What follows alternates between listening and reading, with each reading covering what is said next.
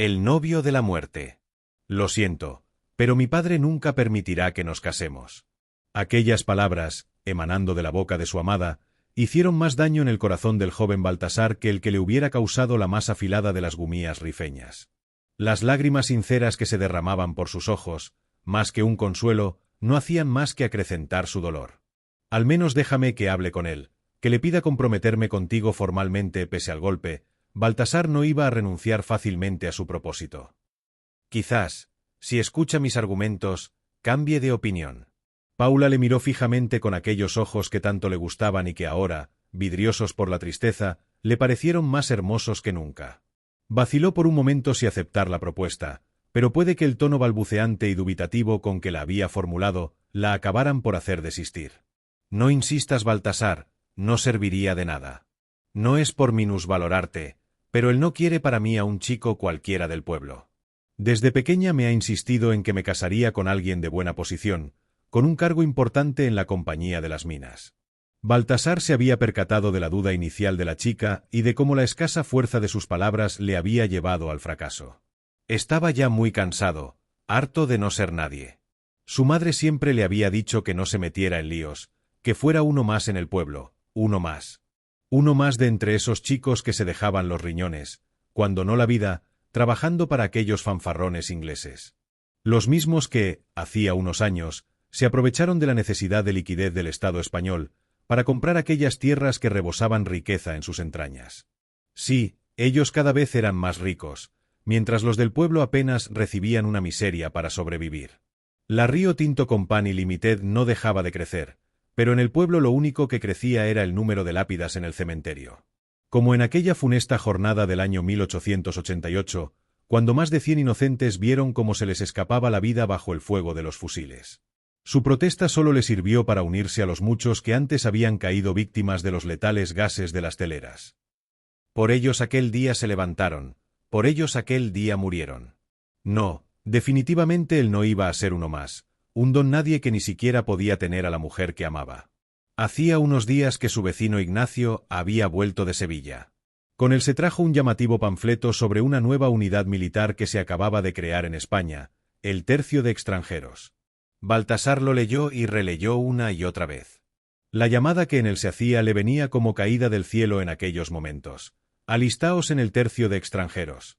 Españoles y extranjeros, los que seáis amantes del ejército y sus glorias y alistaos. El Tercio de Extranjeros es un cuerpo de infantería que tendrá bandera propia y sus soldados estarán amparados por ella. Es un cuerpo honorable. En los combates irá en puestos de honor. El uniforme es vistoso, las pagas suficientes, la comida sana y abundante. Los que sean buenos soldados, disciplinados y valientes, pueden hacer muy honrosamente la carrera de las armas. Estaba decidido, se alistaría. Allí podría llegar a tener un nombre, a ser alguien. Pero, sobre todo, allí no vería a Paula, a la que ahora ni siquiera podría aguantar la mirada. En África ahorraría un buen dinero, ganaría cruces y medallas, podría incluso llegar a capitán, también eso decía el panfleto en su reverso. Sí, entonces sí volvería a su pueblo y se presentaría en la casa de su futuro suegro. Una vez allí le miraría altanero y le pediría la mano de su hija, a ver si entonces tenía valor de decirle que no, que prefería un estirao de esos de la mina, en lugar de a todo un héroe de guerra español. Como no estaba dispuesto a soportar a más mujeres llorando, ni siquiera se despidió de su madre. Una breve nota era su último adiós. Madre, hoy tu niño parte hacia Ceuta. Mañana, un hombre volverá para traerte una mejor vida. Cogió el primer tren para Sevilla y una vez allí se dirigió al banderín de enganche, junto al gobierno militar de la plaza. No era, ni mucho menos, el único que había ido para alistarse en aquella novel unidad bautizada con el histórico nombre de Tercio. Aquel lugar rebosaba de hombres de distintas clases y nacionalidades, jóvenes como él o más maduros, sin llegar a la edad límite fijada en los 40 años. Ante tantos candidatos, tuvo miedo de que no lo aceptaran, de tener que volver a su pueblo tan pronto y con el rabo entre las piernas. Pero allí solo exigían que fueras fuerte y sano, y Baltasar, que estaba curtido en los trabajos del campo y de la mina, era bastante robusto. No era especialmente alto, pero dio la talla mínima exigida, superior a la que se pedía en el resto de unidades del ejército. Tras el reconocimiento médico, vino la filiación, donde se anotaban los datos básicos y se firmaba el compromiso de permanencia. Este podía ser de 4 años, por lo cual se recibían 500 pesetas de prima de enganche, o de 5 años, percibiendo a cambio 700 pesetas. A la hora de realizar este registro, mientras que muchos se inventaron pomposos nombres como el del Cid u otros guerreros antológicos, otros eligieron la sorna y pasaron a ser conocidos con denominaciones cómicas como Bienvenido Tórtola del Campo.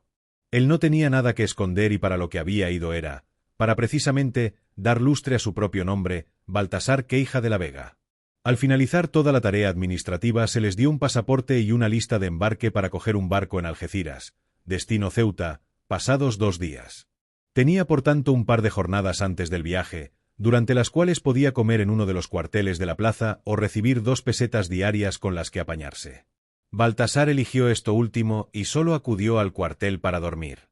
Lo primero que hizo fue enviar casi la totalidad del dinero de su prima de enganche, firmó por 5 años a su anciana madre, para aliviar en lo que pudiera el vacío económico que había dejado en casa con su marcha.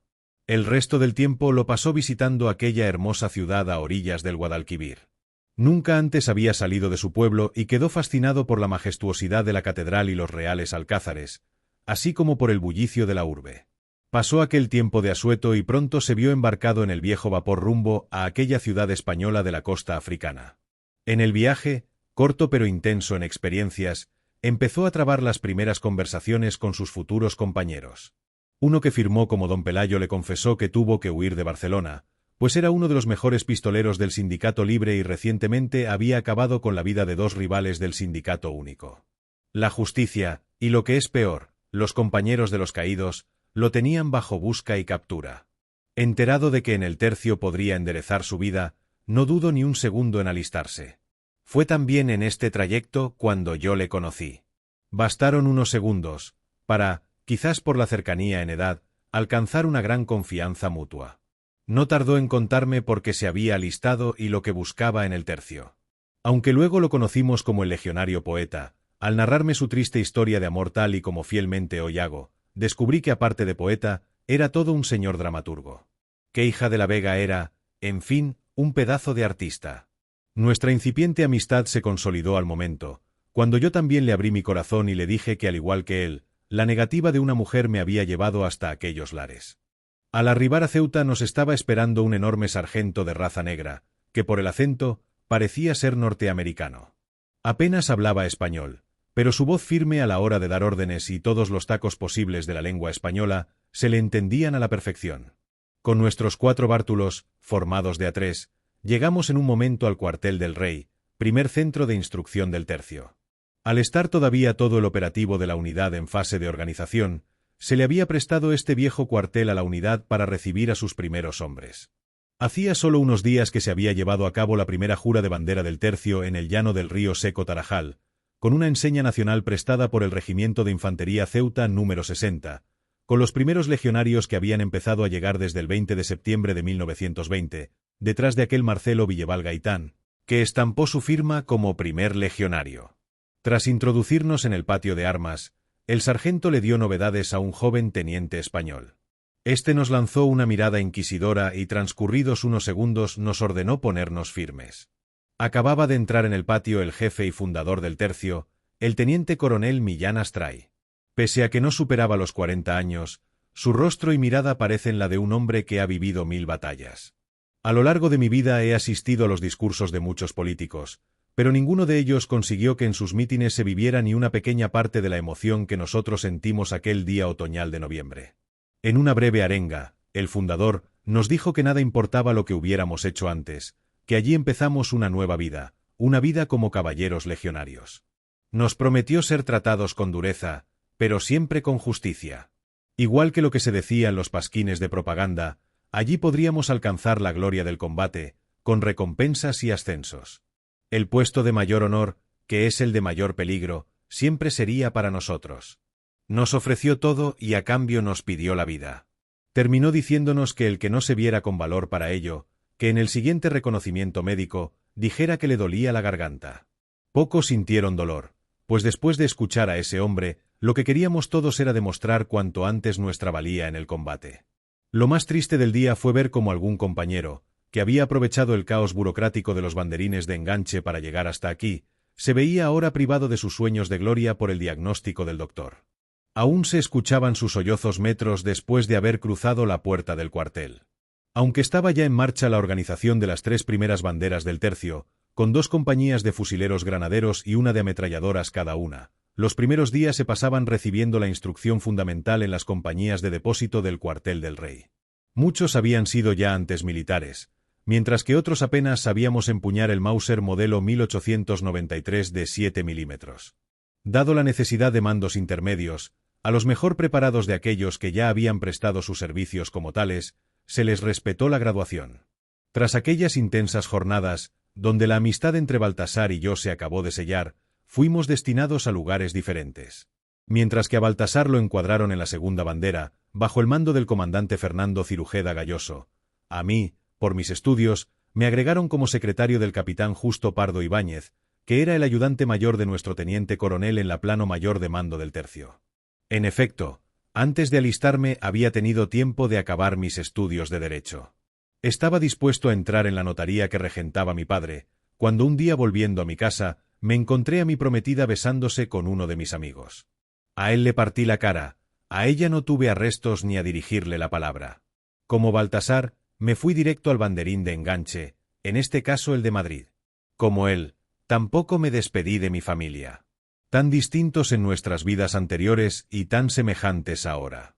Por suerte, como por el momento, solo la primera bandera se había instalado en el nuevo acuartelamiento, el primero propio del tercio, de Darrifien. Baltasar y yo pudimos seguir en contacto y compartir buenos momentos en la noche ceutí. Tampoco esto duró mucho. La actividad de esta nueva unidad, siempre en constante proceso de organización, era frenética. No habíamos cumplido aún nuestro primer mes en filas, cuando nuestro fundador consideró que la segunda bandera ya estaba preparada para iniciar sus actividades. Así, aquel 30 de noviembre, partió al zoco el Arbaa de Beni Hassan, donde quedó de guarnición. Gracias a mi puesto en la plana mayor no perdí de vista a mi compañero, pues las visitas del teniente coronel a sus 3 banderas eran constantes. La primera vez que fuimos a visitar a la segunda bandera a aquella posición al sur de Tetuán, el nombre de Baltasar era ya famoso. Como bien sabía yo, el chico era un romántico. A esto se sumaba que poseía unas cualidades especiales para la poesía. Pronto, los versos que a todas horas componía fueron conocidos por toda la bandera. Aunque, en un principio, había dudado en contarle a Paula dónde se encontraba, tras una primera misiva, se sucedieron muchas otras, casi a diario. Millán Astray, que pese a su dureza, era también un gran aficionado a todo tipo de literatura, se interesó por él. Al fundador le gustaba conocer a sus hombres, hablar personalmente con todos y cada uno de ellos, en especial con aquellos que, como Baltasar, destacaban en alguna faceta. Pero no solo por sus dotes de trovador estaba destacando mi amigo. Todos sus mandos hacían énfasis en su voluntad para todo lo que hacía o se le ordenaba, sobre todo a la hora de proteger los convoys que transitaban hacia Tetuán. Es necesario señalar que a estas alturas, el alto mando aún no confiaba en el tercio. Aunque la unidad se había creado para ser la punta de lanza de la infantería española, con personal que era carne de cañón y con la que se pretendía ahorrar la sangre de los jóvenes quintos españoles, el poco tiempo que llevaba activa era un hándicap. Esta era la causa, por la que en estos primeros meses sus misiones no estuvieran en primera línea, sino protegiendo las rutas de comercio y abastecimiento españolas en el norte de África. Pero el tercio pronto empezaría a dar muestras de su valía. Nunca se me borrará de la mente la última vez que vi a Baltasar. Acababan de pasar las fiestas navideñas de aquel año, que en aquellas tierras rifeñas poco pudimos celebrar. Una vez más, me encontraba en el zoco el Arbaa acompañando al teniente coronel. Aparte de la típica visita rutinaria, esta vez habíamos traído con nosotros unas botellas de vino para regalar a los legionarios con motivo de la festividad de Reyes. Estaba Millán Astray en persona ofreciendo estos presentes, cuando en una esquina del improvisado mesón allí construido, vio solo al caballero legionario Queija de la Vega. «¿Qué hace allí apartado nuestro poeta?», espetó el fundador con su habitual fuerte voz. «¿No nos deleitas hoy con uno de esos poemas tuyos?». «Con todos mis respetos, mi teniente coronel, hoy no puedo», le contestó Baltasar con un semblante muy triste. «¿Qué sucede, poeta?». Millán Astray, que era un gran conocedor de la mente humana, en especial de la del soldado, enseguida comprendió que la cosa era seria. Hoy he recibido una carta de mi pueblo. La ilusión inicial creyendo que era de mi amada, se tornó en curiosidad al ver que era de mi madre, pues hasta hoy no me había escrito. La pobre es analfabeta y de ahí mi extrañeza. Al empezar a leerla, lo primero que me decía es que la escribía el párroco del pueblo, dictada por ella misma. Continué leyendo el siguiente párrafo y fue ahí donde casi se me para el corazón. El motivo de su misiva era para decirme que Paula ha muerto. Hasta Millán Astray, curtido por la pérdida de muchos compañeros, se quedó conmocionado por la noticia. Tras un breve instante, reaccionó. Lo siento mucho, hijo mío, pero tú aún eres joven. Aunque ahora estés dolido, tienes tiempo para conocer a más mujeres. Mi teniente coronel, contestó Baltasar, llorando ya desconsolado, el motivo de venir aquí fue solo por ella. En torno a ella giraba todo mi mundo y ahora no hay eje que guíe mi camino. Hasta en estos momentos de tristeza, la poesía le salía por las venas a Baltasar. Durante varios minutos el teniente coronel trató de animarlo. Aunque Baltasar pareció rehacerse, su última frase sonó lapidaria. Mi teniente coronel, ojalá que la primera bala que se pierda sea para mí. Como se había hecho tarde, pernoctamos en la posición. A la mañana siguiente, como muchos días, Baltasar salió con su unidad a prestar servicios de seguridad. Estábamos al anochecer en Tetuán, en una estancia reservada de un cafetín donde el teniente coronel no paraba de trabajar en todo el papeleo que conllevaba su rol de primer jefe. Fue entonces cuando alguien abrió la puerta que separaba la habitación donde estábamos del resto del salón. Era el capitán Álvaro Sueiro Villariño, jefe de la sexta compañía, a la cual pertenecía Baltasar. A la orden de usted, mi teniente coronel. ¿Da usted su permiso? Pasa, Álvaro, contestó nuestro fundador, extrañado de que el capitán se hubiera trasladado hasta allí. ¿Qué sucede? Mi teniente coronel, vengo a informarle de que el tercio acaba de ofrecer su primera vida al altar de la patria. ¿Quién ha abierto el libro de honor de la unidad? ¿Quién ha sido el primer en teñir de sangre nuestra bandera? Preguntó Millán Astray con toda la solemnidad posible, acorde a ese momento histórico. ¿Quién ha escrito su nombre en la eternidad con letras de oro? Ha sido el caballero legionario don Baltasar Queija de la Vega, nuestro poeta. Volvía con su pelotón de cumplir fielmente con sus cometidos, cuando recibieron el ataque de unos cabileños superiores en número. Querían acabar con todos y robarles sus armas, pero la valiente actuación de nuestros hombres lo ha impedido. Su sargento me ha informado de que en el combate ha destacado Baltasar, exponiéndose mientras protegía a sus compañeros y poniendo en fuga al enemigo tras provocarle algunas bajas.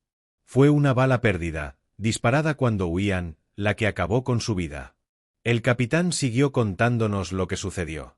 Resultó que al recoger su cuerpo inerte le encontraron en el pecho, manchada con la sangre de la herida por donde se le había escapado la vida, la carta que le había escrito su madre.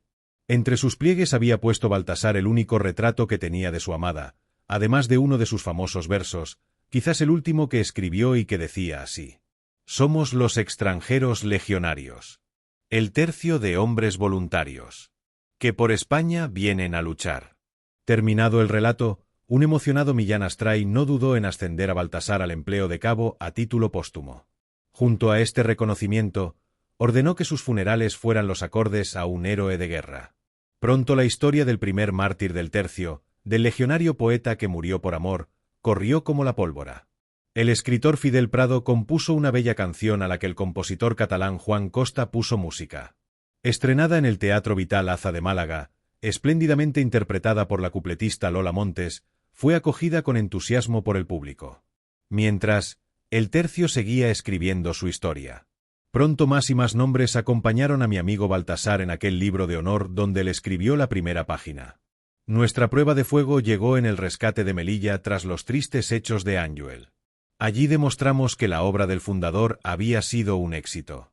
Fue en aquellos días de lucha, contra un enemigo con el que muchas veces acabábamos enzarzados en el cuerpo a cuerpo, que la duquesa de la Victoria, nuestra fiel madrina y protectora, el ángel de la Cruz Roja, pensó que sería una buena idea traer a Lola Montes a Melilla. Yo aún no había tenido noticias sobre esa canción, pero en cuanto la escuché, supe que hablaba de mi amigo y lloré. Lloré como él cuando se confesó a nuestro fundador, sabiendo que pronto iría al lado de su amada a verla, haciéndose novio de la muerte, estrechándola con lazo fuerte y convirtiendo su amor en nuestra bandera.